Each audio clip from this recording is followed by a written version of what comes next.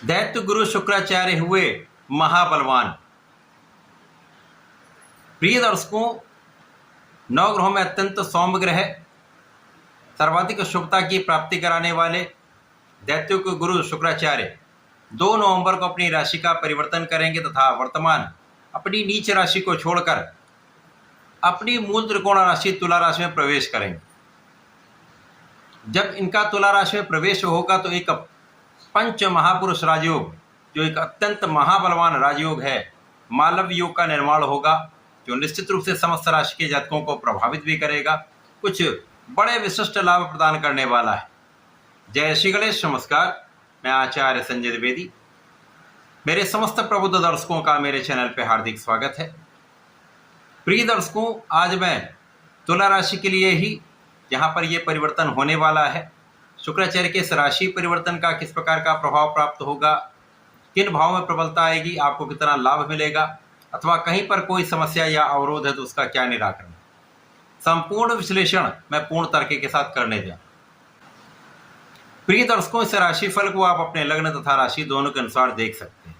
तुला राशि स्वयं शुक्राचार्य की ही राशि है और लग्न में ही शुक्राचार्य का ये परिवर्तन होने वाला है, जहाँ पर ये महाबलवान होकर पंच महापुरुष राजयोग मालव्य योग में होंगे।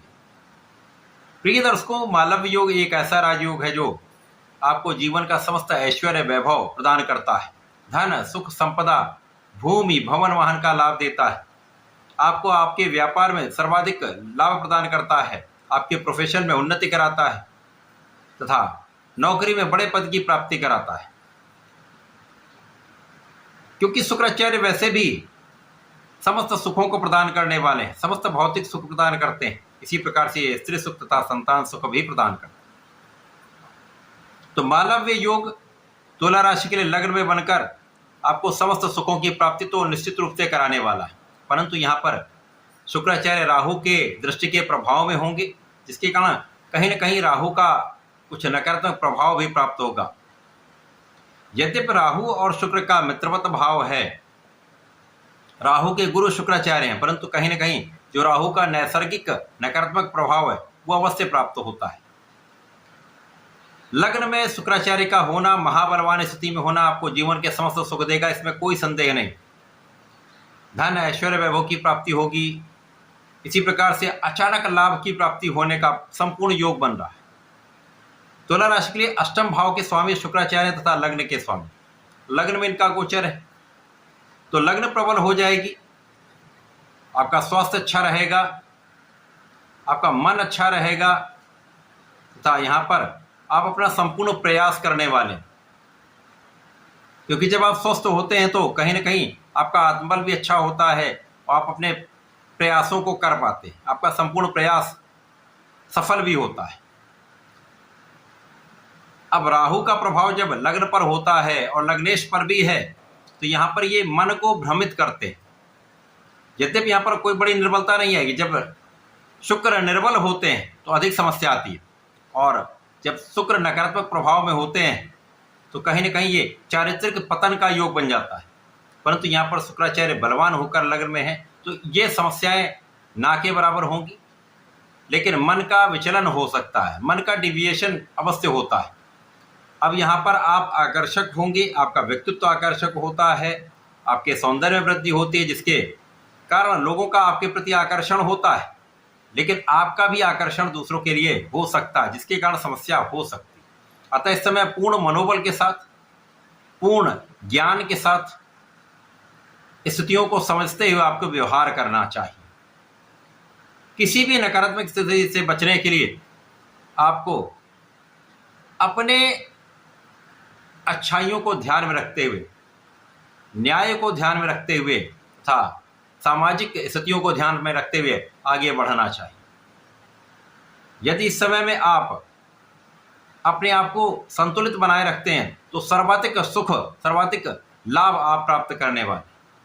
इस समय में आपको आकस्मिक धन भी प्राप्त हो सकता है, इस समय आपको आकस्मिक लाभ भी प्राप्त हो सकता है। लाभ आपको कई क्षेत्रों में मिल सकता है, आपके व्यापार में वृद्धि का लाभ मिल सकता है, शिक्षा में सफलता का लाभ मिल सकता है, आपके नौकरी में उन्नति का लाभ मिल सकता है, अच्छे इंक्रीमेंट का लाभ मिल सकता है, प्रोफेशन में नए अवसरों की प्राप्ति का लाभ मिल सकता है। तो यहाँ पर ये तो आपको अवश्य प्राप्त होगा।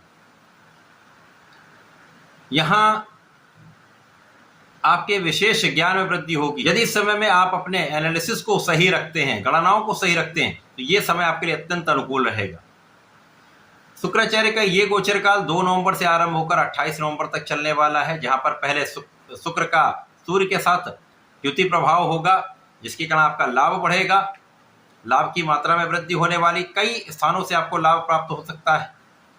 आपका आत्मबल अच्छा रहेगा, पिता का सहयोग मिलेगा, पिता समान लोगों का साथ मिलता है। इसी प्रकार से सरकारी सहयोग मिलता है, सरकारी तंत्र से लाभ मिलता है, उच्चाधिकारियों तथा एडमिनिस्ट्रेशन का लाभ आपको प्राप्त होता है। जब यहाँ पर बुध के साथ संयोजन बनेगा तो लग्न में ही महालक्ष्मी योग बन जाएगा। तो धन वर्षा का समय है, लेकिन धन को सही उपयोग करने का भी समय है।